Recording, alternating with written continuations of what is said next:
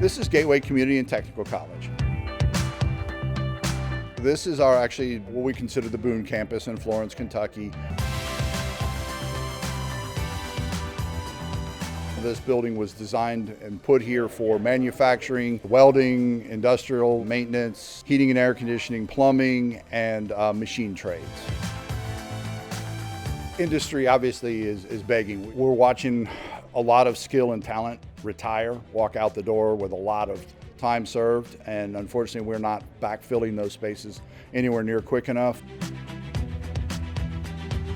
COVID caused a lot of industries to quickly move into robotics and things like that to solve the manpower problem, but now we don't have the manpower to maintain and repair those. That's really where we're getting the big push from industry is techs that have some basic skills and are able to learn the new technologies.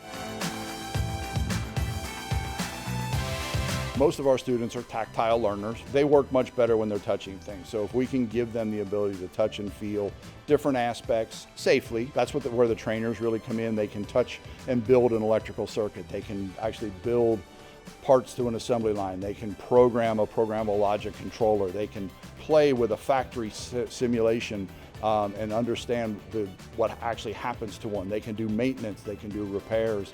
So they are getting their hands dirty and actually getting a real feel for what it's going to be like in the industry.